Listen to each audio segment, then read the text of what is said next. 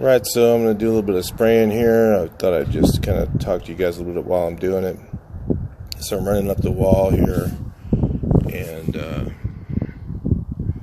I'm going to go ahead and set up the spray gun. This job actually, the color was pretty similar to the existing, so it was not too hard. I didn't really need to cross spray it, but we went ahead and did it anyway because the house has never been painted.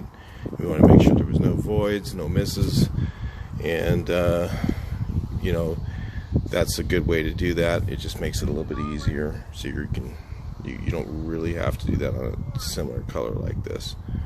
But you'll notice when I spray the eaves, you'll notice they're all peeling. I'm using 100% acrylic self-priming paint, and I blow a really light coat on there. And the reason I do that is because what that does is it actually it's going to give that first set of alkali a bit of a prime, and what that will do is it'll stop the stains from coming back through. So that's the reason I did that. When you notice I go up high and do that, this is kind of a weird set. It's got this dish right in the way. I've got this wall. If you look to the right, there's a wall and there's a roof line that goes down. We had to set up ladders. I was going to do a video of that, but it took all four of us to actually do that wall because of the satellite dish, and I think we even had to move it or something. I forget what we did with that, because we had to move the brackets or something like that to even get it painted.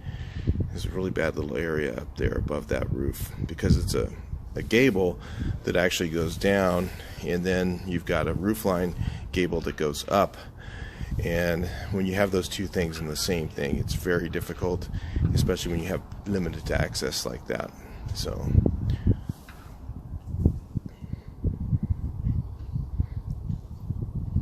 I'm running up and down the ladder. My spray line kind of laid out there. Trying to remember what I was doing right here because it just kind of skips while I'm doing this narration.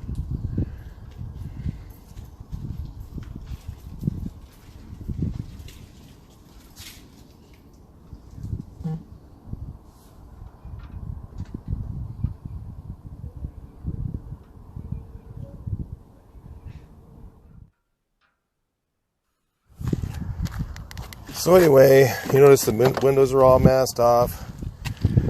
That's just easier.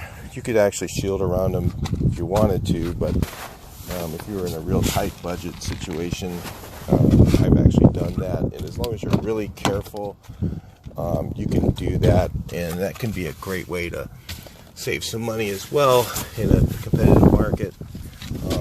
Today, it's just so simple and easy to mask them. Most of the time, that's the way I do it myself. So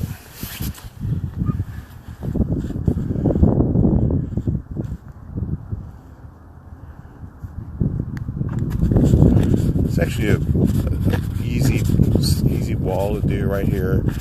This is actually 28 feet tall, so it's actually pretty high up, and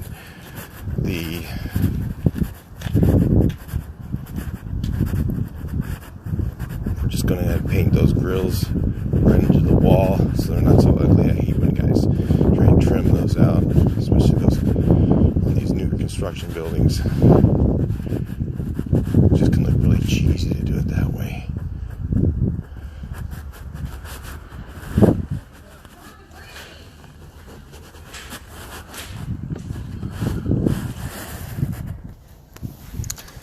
So if you look at my gun setup, if you're new to the channel, you might want to take a look at that gun setup. That's a flat tip setup. It gets less oversprayed than the others. There's a video called My Setup.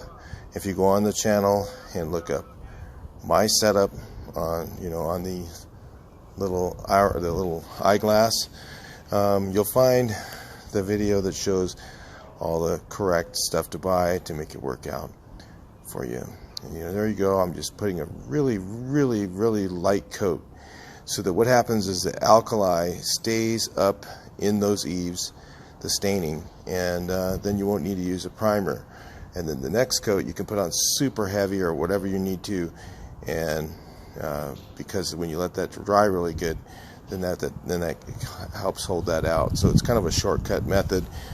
This was a tight budget job again, so I didn't bid it to use primer. In fact, I told him I could use primer. It would cost you an extra so-and-so, whatever it was, and he was like, nah, if it works without it, it'll be fine, and it'll stick to that, no problem.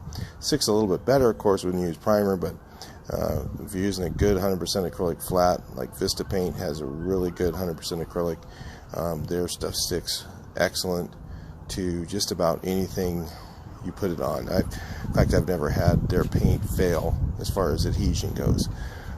You know, the drawback, of course, is probably with Vista is probably fadeability of the paint. It's going to fade maybe a little bit faster, but this house is all earth tones, so earth tones usually last a long time. I mean, I've done houses that lasted more than 10 years. I have one house in the Palm Springs area that I do and touch up every year, and I never painted the whole thing again. I've just only touched up and done entire walls that I did 12 years ago. So, and it's a yellow. It's a light yellow, almost this color that's on this house. So, you know, if you're thinking that that's a big deal, you know, to use another paint brand because of color retention, it's really kind of a discount. Vista Paint has really pretty much the best paint on the market in Southern California. Unfortunately, it's not available for you guys back east. I'm trying to think of the best stuff back east, and probably the only thing that I know of is Sherwin-Williams, and you know, honestly, you know, A100 and some of those materials are just completely garbage. I mean, I used them, and you know, they spray terrible. You know, they create a lot of overspray with the types of acrylics they use are really cheap production grade acrylics, and the production grade acrylics break up when they go through the tip, and that gives you more overspray, and you know, just not adequate coverage. And just, you know, that seems to be like similar to the Home Depot speed coat paints. Those are really terrible too. I've used super paint. That stuff's pretty good, but it's not something that I use very often because I can't get the right price on it for where I'm at. So because I get such great product line with Vista, it's hard for me to use anything else. So that's why I continue to use Vista, and I probably will until the owner either gives up the ghost or sells the company. Then I might be looking at some other things, and maybe by then I'll probably be retired. Pretty close to that right now anyway. So yeah, I'm spraying this. Of course, I'm over the tile roof, and the coating, what you see on the tile roof is not paint. That's actually efflorescence from the roof. So there's no paint on the tile whatsoever, not even a speck, and I'm spraying right over it, and I'm just using cardboard shields. I use cardboard shields along the bottom, then I'll take a brush and I'll just run along the bottom of the flashing and cut it into the tile. It takes a lot less time than running paper, and of course, less materials. So all that stuff at the end of the year, by the time you go back and look, you might be looking at a couple $1,000 in your pocket. So it's money you're throwing away every day if you're doing it with masking. You don't necessarily even need to put drops as long as you have your setup done. You notice I'm spraying straight at the wall. There's no break. I'm not, you know, playing pool with the wall. What I was saying is when you spray at an angle, what it does is it bounces off the wall and then ends up on something. So if you spray straight at the wall, the paint will generally go right to the wall and stop if you have your pressure set up right. So anyway, I'm heading towards the end of the video, so I'll go ahead and sign off now. I'll let you guys go, and please like, share, and subscribe, and please comment. We'd love to see what you have to say, even if it's good or bad. Thanks for watching. Talk to you in the next video.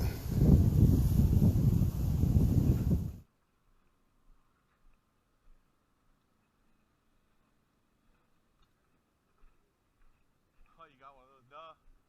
What's that? I don't usually use one of those, but no, not unless I have to. Are you a painter?